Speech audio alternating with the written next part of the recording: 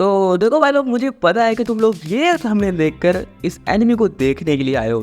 तो पहले ही मैं तुम्हें डिस्क्लेमर दे देता हूँ भाई, प्लीज लड़कियां इस एनिमे से दूर रहना, because it is just only for boys. ठीक है, बात समझ सकते हो। अबे जल्दी बोल, कल सुबह पनवेल निकलना है। सो मैं तुम लोगों का टाइम वेस्ट नहीं करता और इस एनिमे को जल्दी से स्टार्ट करता हूँ। तो चलिए शुरू करते हैं। सो एनिमे के स्टार्टिंग में हमें हमारा मेन कैरेक्टर इमी योचू को दिखाया जाता है, जो कि ब्रेड खाते वो खाली एक ही बात सोच रहा था कि इस दुनिया में ही हर जगह क्यूटनेस है। चाहे इन बिल्लियों को ही देख लो या फिर इन आंटियों को देखो, क्यूटनेस हर जगह है।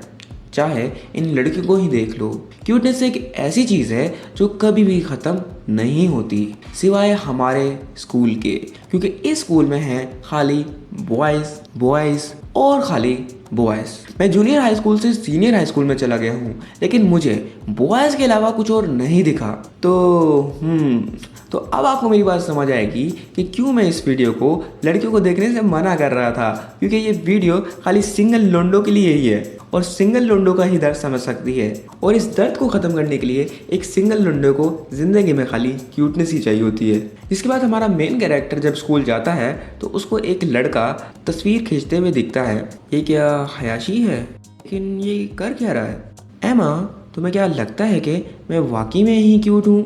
और फिर दोस्तों, इस तरह एमा को इसकी ज़िंदगी में क्यूटनेस मिलती है और ये क्यूटनेस इधर ही ख़त्म नहीं होती, बल्कि क्लास में जब एमा बैठा हुआ था तो ये सारा टाइम हयाशी को ही देख रहा था, जबकि हयाशी बियर एनकाउंटर की बुक पढ़ रहा था। जिसके बाद टीचर इधर आकर हयाशी की बुक ले जाता है और हयाशी को स्टडीज़ पे फोकस करने को बोलता है। लेकिन असल फोकस तो यहाँ पे होता है, क्योंकि टीचर के जाने के बाद एमा और हयाशी की आंखें मिलती हैं, क्योंकि इस टाइम पे एमा हयाशी को बड़े गौर से जो देख रहा था।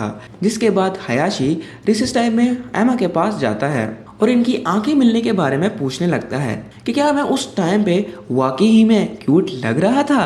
लेकिन एमा भाई तो हमारे सख्त लौंडे थे ना, कहता है कि मैं जब हग रहा होता हूँ ना तो मुझे अच्छा नहीं लगता कि मुझसे कोई सवाल करे, और वैसे भी मुझे तुम्हारी क्यूटनेस से क्या लेने देना। जिसके बाद एमा भाई तो हाथ धोकर वहाँ से वॉशरूम से चले जाते हैं और फिर एमा भाई अपने समर में होने वाले स्पोर्ट्स इवेंट के अच्छे लम्हों को याद कर रहा होता है, जिधर एज यूजुअल सारे ही लड़के होते हैं और इनके बीच में बैठा होता है एमा। अब एमा के स्पोर्ट्स इवेंट में भी क्यूटनेस की कमी थी, जिधर सारे ही लड़के रेसिंग में दौड़ने के बजाय नाटक ही कर रहे होते हैं और इवन के कुछ तो चल ही रहे होते हैं। और फिर काफ़ी ज़्यादा डिफरेंट स्पोर्ट्स होने के बाद एमा की बारी आती है, जिसके बाद एमा भाई उठकर अपनी पोजीशन पे चला जाता है और फिर गन फायर की आवाज़ आती है और गेम स्टार्ट हो जाती है, जिधर एमा भाई को बॉक्सेस में से एक पर्ची निकालनी थी और उसके मुतालिक चीज़ ढूंढनी थी। लेकिन यहाँ पे एमा सोचने लगता है कि उसको पता नहीं किस किस्म का काम करने को मिलेगा और इसी हालत में एमा बॉक्स में से एक पर्ची निकालता है। लेकिन एमा की किस्मत इतनी ख़राब थी कि एमा को अपने स्कूल में से एक क्यूट पर्सन को ढूंढने का टास्क मिलता है, बॉयज और क्यूटनेस। चलो छोड़ो। इसके बाद एमा की नज़र दूर खड़े हुए हयाशी पे पड़ती है, जो कि काफ़ी ज़्यादा जालियों में लिपटा हुआ था। जिसके बाद एमा हयाशी के पास जाता है और हमें पता चलता है कि हयाशी ने एक ऑब्स्टिकल गेम में पार्ट लिया था, तो जिसकी वजह से ये ऑब्स्टिकल उस पर चिमटा हुआ है। और फिर एमा हयाशी को इसी हालत में स्टेज पे ले जाता है और अपने टास्क के मुताबिक ही स्कूल में से सबसे क्यूटेस्ट पर्सन को प्रेजेंट करता है। लेकिन इस टाइम पे तो जज भी काफ़ी परेशान थे कि एमा को हयाशी की कौन सी चीज़ सबसे क्यूट लगी है। लेकिन शुक्र है कि एमा क्लियर कर देता है कि एमा को हयाशी का फेस बड़ा क्यूट लगा है, ठीक है, ज़्यादा गलत नहीं लेना। और फिर दूसरी तरफ से क्यूट वर्ड को सुनकर हयाशी एमा से पूछता है कि क्या मैं वाकई ही में क्यूट हूँ? हाँ हयाशी, तुम वाकई ही में बड़े क्यूट हो। जिसके बाद एमा की ज़िंदगी में हयाशी एक अजाब बनकर नाजिल होता है, क्योंकि जब भी एमा हयाशी से मिलता था तो हयाशी इसकी क्यूटनेस के बारे में ही पूछने लगता था। एमा, क्या मैं वाकई में ही क्यूट हूँ? जिसको देखकर एमा के दूसरे फ्रेंड्स एमा का मजाक उड़ाने लगते हैं कि भाई देखो देखो, लगता है कि एमा को क्यूट हरेसमेंट का सामना करना पड़ रहा है। मैं क्या क्यूट हूँ? हाँ, तुम बहुत क्यूट हो माय डार्लिंग। जिसके बाद एमा को ना हयाशी से एक टाइम के लिए चिढ़ होने लगती है यार, सच में। और फिर दोस्तों, जब ये ख्वाब खत्म होता है ना, एमा हयाशी से आखिरकार पूछ ही लेता है कि हयाशी, वैसे तुम वो आखिरकार बुक क्यों पढ़ रहे थे? तो हयाशी एमा को बताता है कि हमें अपनी प्रोटेक्शन के लिए ही बेस के बारे में थोड़ा बहुत जानना ज़रूरी है, ताकि अगर वो हम पे हमला कर दे तो हम उनसे जान बचा लें। अब टोक्यो के मेन शहर में बियर कहाँ से आए? अब ये बात तो एमा को भी एक टाइम के लिए समझ नहीं आती, लेकिन फिर एमा के मोबाइल में यूनाशु शो के नोटिफिकेशन आ जाती है। यूनाशु शो का वर्ड जैसे ही हयाशी के दिमाग में आता है तो हयाशी एमा से चाइनीज़ फूड के बारे में पूछने लगता है कि क्या तुमने कभी चाइनीज़ फूड खाया है, जिसको एमा सिंपली मना कर देता है। और फिर पीछे से वॉशरूम में एक लड़का आकर एमा और हयाशी को इनके नेक्स्ट क्लासेस के कैंसिल होने के बारे में बताता है, जिसका सुनकर एमा वॉशरूम से निकल पड़ता है। लेकिन रास्ते में भी एमा काफ़ी परेशान था कि हयाशी इस चाइनीज़ खाने के बारे में क्यों पूछ रहा था, लेकिन फिर एमा इसको जाने देता है। और फिर नेक्स्ट डे एमा अपने बाकी फ्रेंड के साथ मिलकर अपना ब्रेक टाइम एंजॉय कर रहा था कि फिर पीछे से एक हरामी मक्खी इधर आकर इन लोगों को परेशान करने लगती है, जिसे तंग होकर एमा खड़ा होता है और विंडो खोलकर मक्खी को निकाल देता है। लेकिन मक्खी को निकालते वक्त एमा की नज़र हयाशी पे पड़ती है, जो कि अकेला दूर खड़ा अपना ब्रेक टाइम एंजॉय कर रहा था। इसके बाद एमा हयाशी को आवाज़ लगाने की कोशिश करता है, लेकिन यहाँ पे हयाशी एमा को चुप करा देता है, जिसके बाद यार मुझे भी कुछ समझ नहीं आती कि भाई क्यों चुप कराया था। लेकिन फिर नेक्स्ट डे एमा अपनी क्लासरूम के अंदर आता है तो कुछ टोटली ही सिंगल ढूंढे ना एक मोटे लड़के के वो हाथ लगा रहे थे ना, और अपने अंदर की ही तलब को ख़त्म कर रहे थे। ए एमा, इसको हाथ लगाएगा, ये बड़े सॉफ्ट है। नहीं थैंक्स, मैं ठीक हूँ। इसके बाद एमा अपनी सीट पे जाकर बैठ जाता है, जिधर एमा के साथ वाली सीट पे बैठा होता है हयाशी, जो कि अकेला ही गुमसुम किताब पढ़ रहा था। और फिर काफ़ी टाइम बीतने के बाद एमा आखिरकार हयाशी से एक सवाल पूछ ही लेता है कि अगर हमारे सामने एक बियर आ जाए तो हमें क्या करना चाहिए। तो हयाशी एमा को बताता है कि देखो, बात बड़ी सिंपल है कि अगर तुम्हारे सामने एक बियर आ जाए तो तुमने उसके सामने भागना नहीं है, ना ही डेड होने का नाटक करना है, और ना ही दरख्त पे चढ़ जाना है, क्योंकि बियर किसी ना किसी हालत में तुम्हें पकड़ ही लेगा और तुम्हें मार देगा। तो एमा पूछता है कि फिर हमें क्या करना चाहिए। हयाशी बोलता है कि सिंपल है, हम कुछ नहीं कर सकते, क्योंकि हर हाल में ही बियर हमें मार देगा और हमें खा जाएगा, चाहे हम जो कुछ भी कर लें। जिसको सुनकर एमा भी सोच रहा होता है कि चल बोजड़ी के। नहीं वैसा नहीं है। एमा खाली इस टाइम पे एक ही बात सोच रहा था कि भाई साहब ये लड़का क्या है, यानी कि पता नहीं इसके दिमाग में क्या ही चलता रहता है, क्योंकि खाली पागल ही लोग करते रहते हैं, क्यूट बंदे नहीं।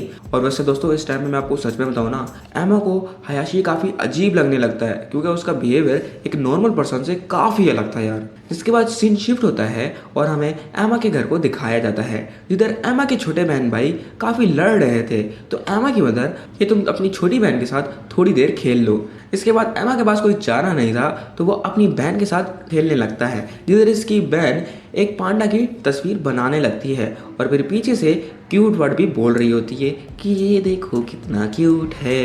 अब यहाँ पे क्यूट वर्ड का सुनकर एमा को हयाशी की याद आने लगती है। और वैसे सच बताऊं, एमा भी सोचने लगता है कि यार मैं ये सोच ही क्यों रहा हूँ उस बंदे के बारे में। लेकिन फिर भी एमा को हयाशी की याद आती है, जिधर पिछली गर्मियों में हयाशी खाली स्कूल की स्टेयर्स के काउंट करने के लिए पूरी सीढ़ियाँ चढ़ता है, जिधर उसको पता चलता है कि यहाँ पे तो 462 स्टेयर्स हैं। जिसके बारे में एमा हयाशी से पूछता है कि तुम क्या कर रहे हो। तो हयाशी एमा को बताता है कि मैंने अभी स्टेयर्स काउंट की हैं, जिसकी वजह से मैं थका हुआ हूँ। तो एमा कहता है कितनी स्टेयर्स हैं? उसने कहा 462। अब एमा यहाँ पे सोच रहा होता है कि भाई ये बंदा पागल है क्या, क्योंकि कोई भी नॉर्मल बंदा अपना टाइम वेस्ट करके खाली स्टेयर्स नहीं गिनता, बल्कि साथ वाले पोल्स भी गिनता है। नहीं, क्योंकि कोई भी नॉर्मल बंदा स्टेयर्स नहीं गिनता और वो अपना टाइम बचाकर किसी अच्छी जगह इन्वेस्ट करता है। इसके बाद एमा हयाशी से इसके बारे में पूछता है तो हयाशी इसको बताता है कि मुझे इस तरह की मीनिंगफुल थिंग्स को करके मज़ा आता है, क्योंकि मैं नहीं चाहता कि जब मैं कल को स्कूल को छोड़ के चले जाऊँ तो मेरी एक ख्वाहिश पूरी ना हो पाए कि मैंने अपनी स्कूल की स्टेयर्स नहीं गिन पाई हैं। इसको सुनकर एमा के चेहरे पे एक स्माइल आ जाती है और फिर इस स्माइल को देखकर जब एमा की छोटी बहन इसके बारे में पूछने लगती है तो एमा के दरवाजे पे एक नॉक होती है। लगता है कि दरवाजे पे कोई आया था। एमा इसको देखने के लिए जब जाता है तो एमा की मुलाकात एक बहुत बड़े पांडा से होती है, जिसको देखने के बाद एमा की तो भाई टोटली फट गई थी।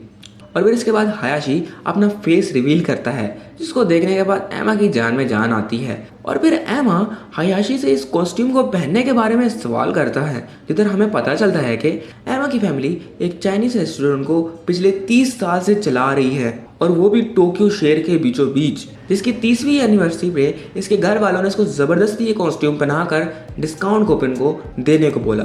लेकिन यहाँ पे टोक्यो की स्ट्रीट के हरामी बच्चे इसको ये काम करने नहीं देते और उसको काफ़ी तंग करते, क्योंकि वो एक अच्छा सा क्यूट लिटिल पांडा जो था। इसके बाद हयाशी इधर से भागकर एमा के घर पे आ जाता है और इसको एक डिस्काउंट कूपन देता है, जिसको लेने के बाद हयाशी सिंपली यहाँ से जाने लगता है। तो जाने से पहले एमा हयाशी से पूछता है कि वैसे तुम्हें इस कॉस्ट्यूम में किसी ने रोका नहीं? हयाशी कहता है कि हाँ रोका था, और वो भी 2 दफा। जिसको सुनकर एमा की हंसी नहीं रुकती और वो हंसने लगता है, जिसको देखकर हयाशी भी हंसने लगता है। और फिर हयाशी यहाँ से जाने लगता है, जिसके बाद एमा भी इसको बाय बाय करता है। और फिर यहाँ पे एमा को जिंदगी में पहली बार हयाशी क्यूट लगता है। वैसे वो क्यूट नहीं लगता, इसको पांडा कॉस्ट्यूम क्यूट लगता है, ठीक है। और फिर एमा को याद आता है कि शायद ये मीनिंगफुल थिंग्स जो हर टाइम पे हयाशी करता रहता है वो इतनी भी बुरी नहीं है यार। लेकिन फिर पीछे से एक आवाज़ आती है हयाशी की, क्योंकि पुलिस ने हयाशी को दोबारा से ही पकड़ लिया था, जिसको सुनकर एमा भी दोबारा से ही हंसने लगता है। और इस तरह हमारी फर्स्ट एपिसोड ख़त्म होती है, और मैं उम्मीद करता हूँ कि तुम लोगों को ये एपिसोड अच्छी लगी होगी। तो प्लीज़ यार कमेंट करके ज़रूर बताना। तो मिलते हैं फिर नेक्स्ट एपिसोड में। लेकिन हाँ देखो यार, अगर तुम चाहते हो कि मैं नेक्स्ट वीडियो जल्दी से लेकर आऊँ तो यार प्लीज़ 20 लाइक्स कर देना। मैं समझ जाऊँगा कि हयाशी की क्यूटनेस तुम सिंगल लुंडो की ज़िंदगी में ज़रूर चाहिए, बड़ी ज़ोर से चाहिए। तो मैं नेक्स्ट वीडियो बना दूंगा। तो मिलते हैं फिर नेक्स्ट एपिसोड में। अपना ख्याल रखना। And it haunts me somewhere much deeper. Anxiety, filling up every space, no privacy. And silently, it could build and build until you finally see, whoa.